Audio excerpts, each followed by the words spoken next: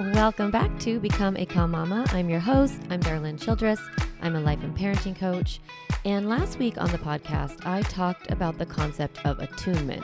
And it really is this process of connecting with your kids and coming alongside, seeing the world from their view. It's a part of the Calm Mama process that I teach all the time. I call that connect, and attunement is one of the tools of connection.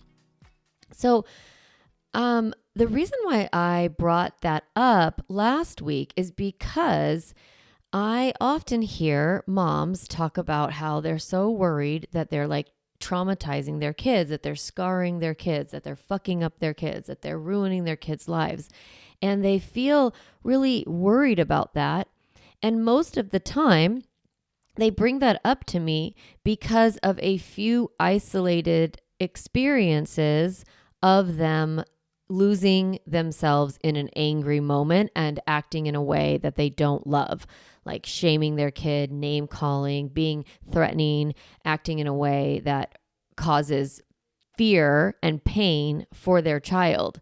And then they have this overwhelming regret, overwhelming guilt, and they feel afraid that they have done permanent damage. And I was talking about this with Tiffany, my best friend, who I've talked about on the podcast many times. She's been a guest. She's been an interviewer of me in the podcast where I talk about recovering from trauma. I think that was episode 100.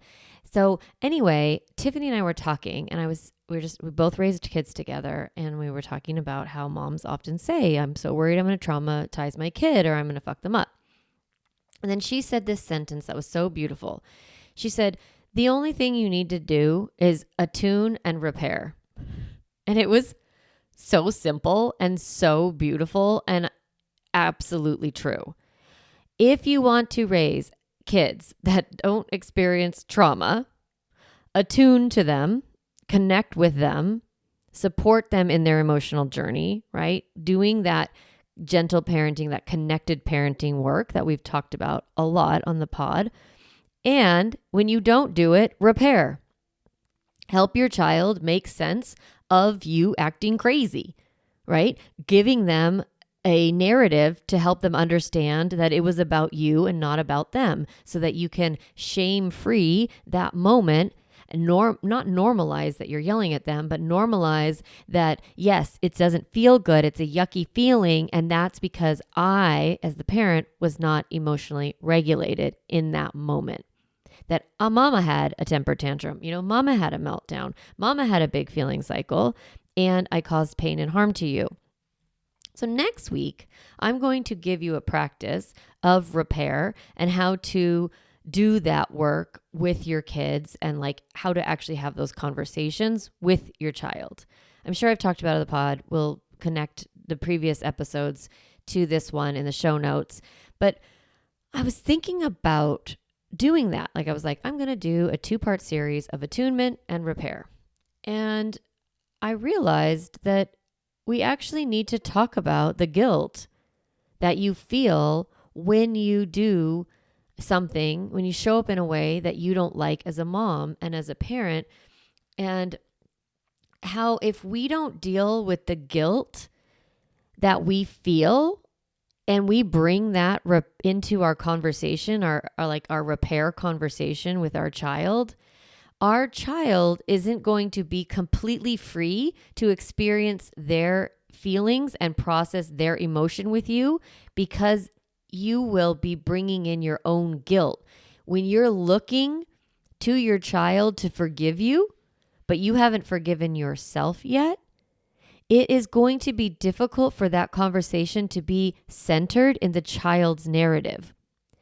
It will be centered in your narrative. Now, I'm going to talk about how to center a repair conversation in your child's narrative more next week. But I want to talk now about your narrative. What happened to you? And what do you do with that guilt that you feel? So when you have a rupture with your kid and you show up in a way that didn't feel good, or you end up not connecting with them when they're doing a bid for connection, like you missed it or whatever, and they feel hurt and sad, you can feel really bad, right? It's like hurting our children, it feels existentially wrong. We're like, this is my child that I would take a bullet for, and yet here I am hurting them, right? It just feels something very, very wrong. And then it's so easy to make it about us, like something must be wrong with me because I did this to my kid, because I yelled at them, because I grabbed them harshly, because I name called them, because I screamed in their face, because I shook their body, because I tossed them on the couch. Like these behaviors make you feel like a monster. And if you're thinking, I am a monster, and you go into the conversation of repair with your kid is going to feel like they have to convince you that you're not a monster, and that's not their job. So instead of going into a conversation with guilt, I want you to go into the repair conversation with remorse. So let me break remorse and guilt down a little bit. So guilt, like it can be informative, right? So shame is something's wrong with me. Guilt is I've done something wrong. But a lot of times we confuse shame and guilt and we get caught up in it. Remorse is a little bit more externalized than even guilt. Remorse is I have regret, I have remorse over an action I took. I did a thing and I don't like that I did a thing. And we want to try to make this conversation with ourselves as far apart from our core self as possible. We want to be able to externalize our behavior and have compassion for the feelings that are inside that led to the behavior. When you act in a way that you don't love, you are acting that way because of your own emotional needs, because of something that's going on inside of you. And we want to have compassion and love and acceptance for your emotional state of being, right? If you feel overwhelmed, we want to have compassion for that overwhelm. Yes, you behaved in a way that you don't love, but I want you to separate your behavior as much as you can from your core self. So guilt, it can make us feel really alone and ashamed of ourselves. It can keep us focusing on our worthlessness. It can keep us in cycles of self-loathing. It's a very self-centered feeling, guilt is, and it can be very destructive and keep us stuck. And that's not going to be having that guilt isn't going to get you to a new state of action, because you're going to feel stuck in the cycle of I'm a bad mom. I'm not good at this. Something's wrong with me. Those thoughts are going to spiral you, and you're not going to be able to take action. Even if you tried to do repair, even if you tried to have a conversation with your kid, you would end up making them feel bad for you and seeking their soothing of you, right? You would be like, please forgive me, I'm so sorry. And you would feel you're coming from a needy place. So before you go to get forgiveness from your child, I want you to practice self-forgiveness.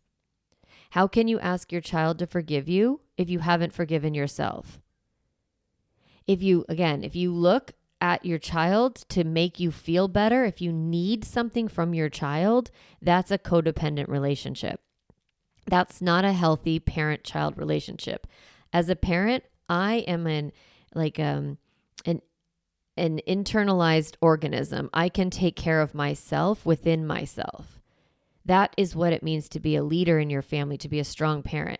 Now, of course, you can get support from peers. You can get support from your coach, from me, from your mom, your family, your sister, your friends. Of course, I want you to get support and help bring these conversations to a place where you can feel peace. But I don't want you seeking that support from your child. I don't want you to look to your child that you need their forgiveness. We want to invite your child to forgive you because it will feel better for them and they'll have better connection with you.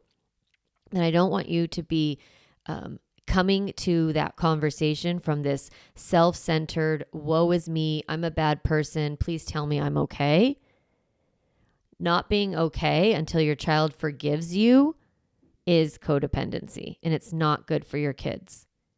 You want to be able to self-regulate even after you do something wrong, to go back and soothe yourself. Okay? Self-forgiveness, it also releases that shame that we're talking about, that mental spiral of like, I'm a bad mom, and getting stuck in that place. If you forgive yourself and you go through this process that I'm going to walk you through, these 4 parts of self-forgiveness, if you do that, then you can release the shame. You don't have to identify with the behavior. It doesn't have to define you. You can see that temporary emotional state you had of overwhelm, anger, resentment, frustration, whatever that feeling was that led to your behavior. You can separate the two, externalize, I acted away, not because I am away. I acted this way because I felt this way and I didn't know what to do about it. That is how you unshame yourself. Seeing that when something's wrong with you, if you think that something's wrong with you at your core, you're bad, that's a fixed state. That's part of your essential core self. That's your self-concept. And that can feel really hardened and rigid.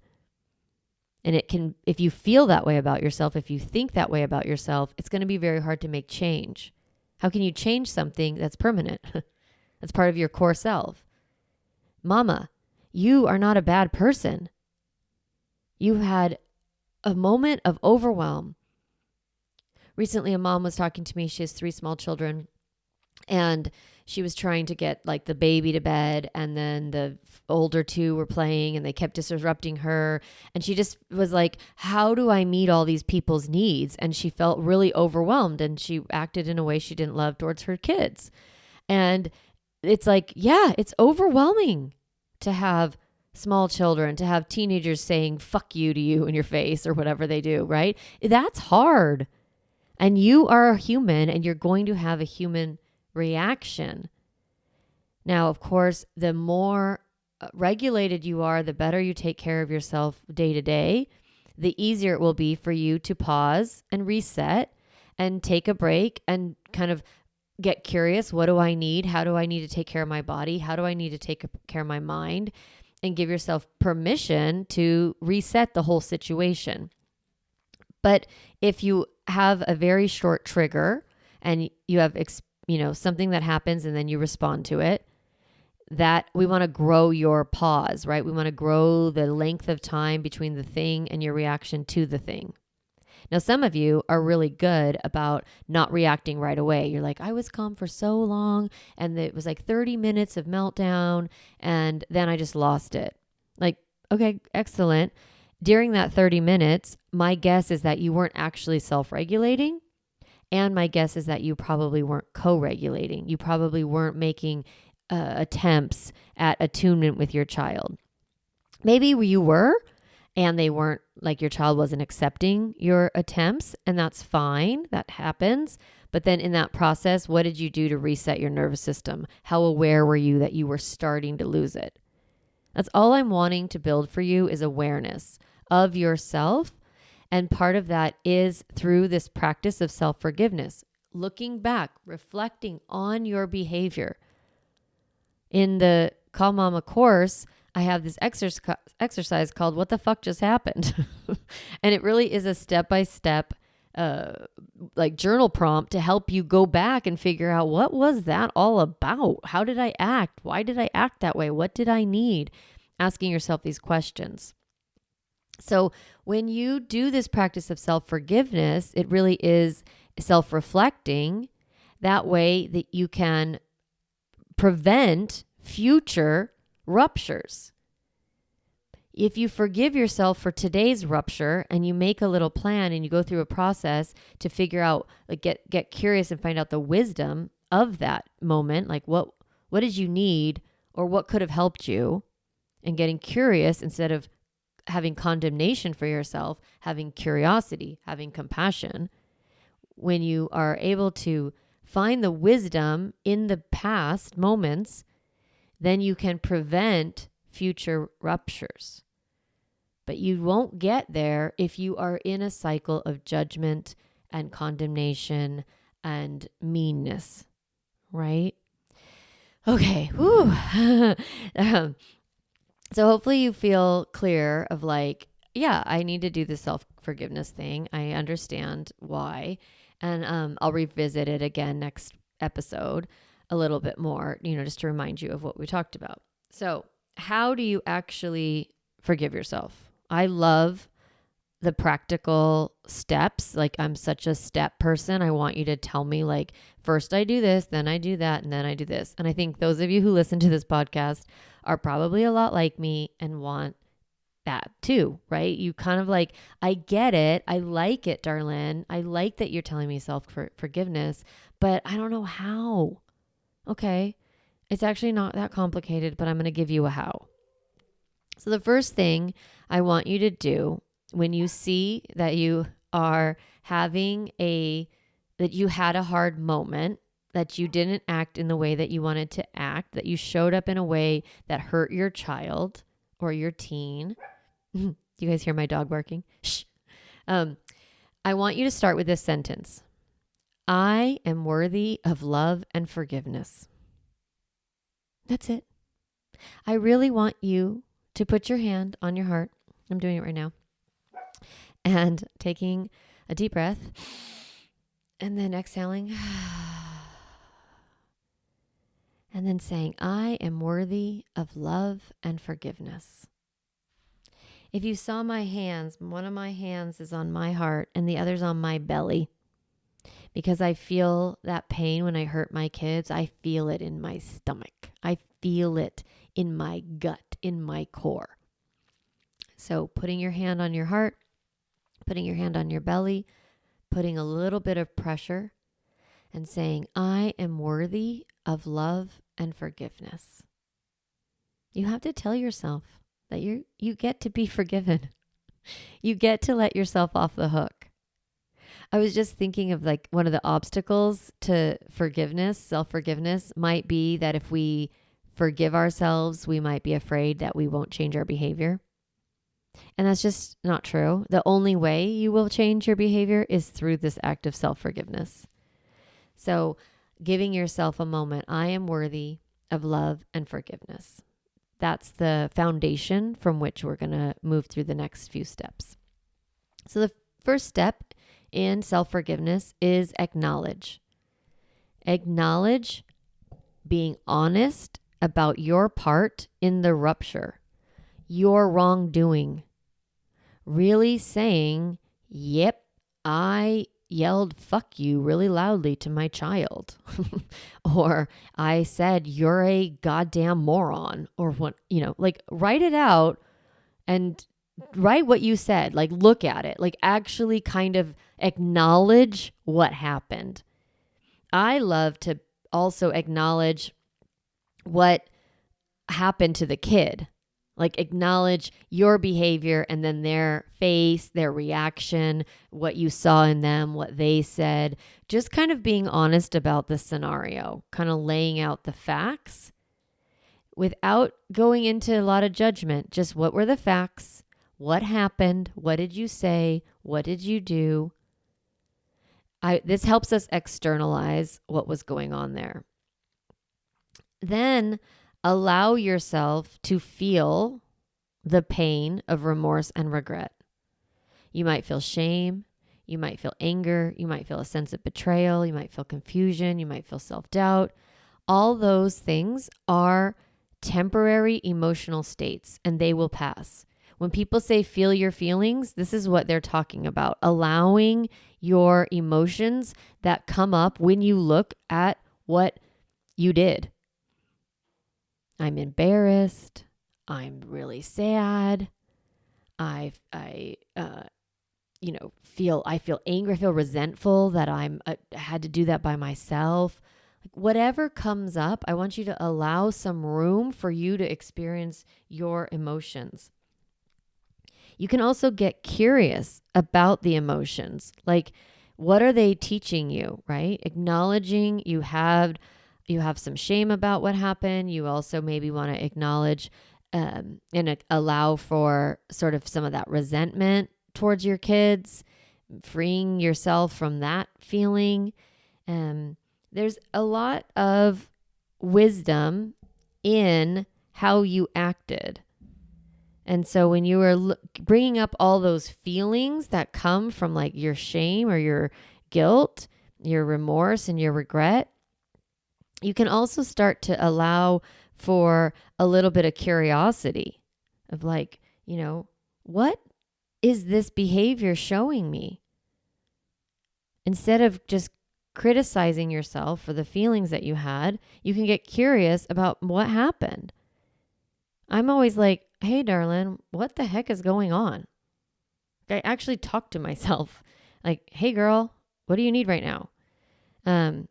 So in that feeling your feelings, you might need to be like, what do you need right now to process this emotion? Do you need to go outside? Do you need to drink some water? Do we need to make a cup of tea? If it's really that pain. So you're going to sit in it for a little bit, being very kind, very gentle with yourself, validating your feelings. And then the next part is accepting. So real quick, before I go on to accepting, I want to say that I have done an episode 9 is all about processing negative emotion, how to feel your feelings, resetting your emotions. So that's episode 9. So we'll link that in the show notes or go back and listen to it. It is called, let me look it up, Pause and Reset Your Emotions.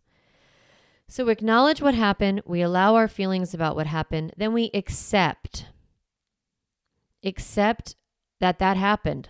That was in the past. That happened. I feel badly about it. And I see that it was one event in the history of my parenting. It doesn't define me. It doesn't define my family. It doesn't define my children. It just is what happened. And we accept it as a situation that happened in the past. We've acknowledged it. We've felt all our feelings about it. And now it's time to let it go. To be okay with what happened. So some phrases that you can use to help yourself with this is, I release my past and forgive my imperfections. So just writing that out. I release my past and I forgive my imperfections. So that's accepting, yep, I did this thing. I felt my feelings about it. And now I'm ready to move on. The next phrase you could use is, I choose to release guilt and embrace self-compassion. I'm actually choosing to no longer dwell on this. I'm actually choosing to not beat myself up about this anymore. I'm choosing to not define myself by this moment. That happened. I had big feelings. I didn't take good care of myself, and I'm learning from it. So that's the last sentence you can say. I am learning to let go of my mistakes and forgive myself. Just claim it. Just say that happened and it's over. And releasing yourself to no longer feeling all the shitty feelings that you had about them. You let yourself feel like shit. Now it's time to let it go and forgive. This is the most important part. And all it really is by saying, I forgive you. I forgive you, darling, for saying that. I forgive you for not showing up for your kids. You're worthy of forgiveness. That's it. It's not that hard, but it feels so weird. Feels like it should be more magical or more difficult, or like we should like have to walk through fire in order to get forgiveness, or we should have to, I don't know, like beat ourselves up or deprive ourselves of privileges and like get consequences and punishments, like an old traditional model of parenting. Like, you need to feel pain. And it's like, no, you don't. Forgiveness is there ready for you. You just have to acknowledge what you did, feel badly about it, and then let it go. Then make amends. So I tried to make these easy to remember by making them all start with the letter A. So acknowledge, allow, accept, amends.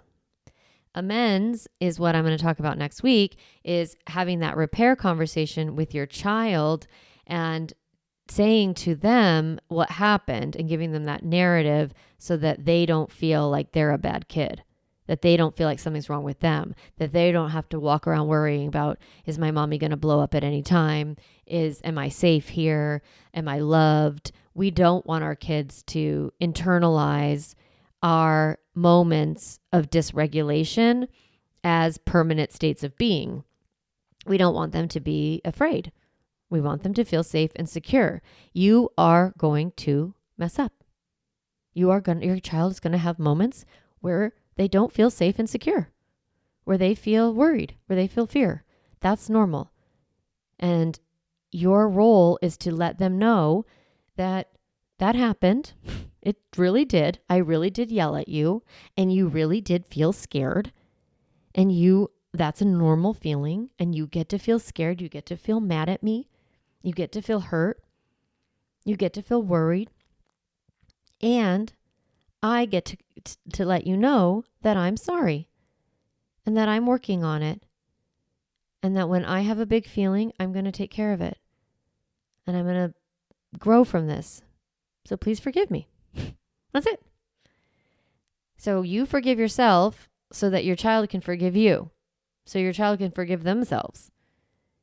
When your child makes a mistake and they come to you and they say, I'm so sorry, I stole the cookies, or they get caught with, their friend's like necklace from their house or whatever it is, we want to be able to model to them forgiveness, self-forgiveness and forgiveness. Yep. You made a mistake. That's normal. There's no problem. Now your job is to make it right. Return the necklace, or buy new cookies, or pay for the damage for the broken, whatever it is. So we want amends are words and actions. So you are having this repair conversation with your child, and I'm going to teach you that next week, and you're making a commitment to change. So I love this phrase that I want to leave you with today is, every day I am becoming a more compassionate version of myself. When you make your amends, I want you to be committing to growth. You do not need to beat yourself up in order to grow or change. You just need to commit to become a calm mama. That's it. That's why this podcast is called Become a Calm Mama, because we're all becoming calm mamas, right? It's not called I am a calm mama. I'm also becoming a calm person, becoming a calm woman, becoming a calm human. All the time, deeper and deeper levels of equanimity and peace and, healing inside of my soul. And, I have, of course, moments of dysregulation and then moments of co-regulation or self-regulation. And then I have to go back and have to make repair. This happens. It happens less and less, to be honest, as I go deeper into the work and I do better at forgiveness and better at taking care of myself and better at boundary work and better at, making my life what I want it to be and creating lots and lots of pockets of peace. I don't have as much dysregulation. It's pretty cool. But it is challenging, especially when you have other humans that are around all the time that are extremely needy of you. So every day I am becoming a more compassionate version of myself. Every day I am becoming a calm mama. Whew. All right. If you want to be a Calm Mama in the Calm Mama Club, join us. It's $30 a month. You can sign up on the website, calmmamacoaching.com. You can talk to me about it, book a complimentary consultation with me, about 30 minutes, 40 minutes. We chit chat about you, your life, see if it's a good fit, if you like me. It's Zoom. You get to meet me, which is fun. I get to meet you, which is especially fun for me. And yeah, mamas, you're gonna blow it. You just are. And there's nothing wrong with you. And I love you. And you are worthy of love and forgiveness. And I forgive you. Even though you've done no harm to me, you are forgiven and you can forgive yourself. That is what is necessary before you can ask forgiveness from your kids. And next week, I'll help you figure out how to do that, which is so cool. All right. I hope you have a great week, and I will talk to you next time. Hey, Mama, if you enjoyed this podcast episode, I want to encourage you to do two things. The first is go to my website, calmmamacoaching.com, and get a copy of the Stop Yelling cheat sheet. You'll get a step-by-step breakdown of the most important tool I teach, which is the pause break.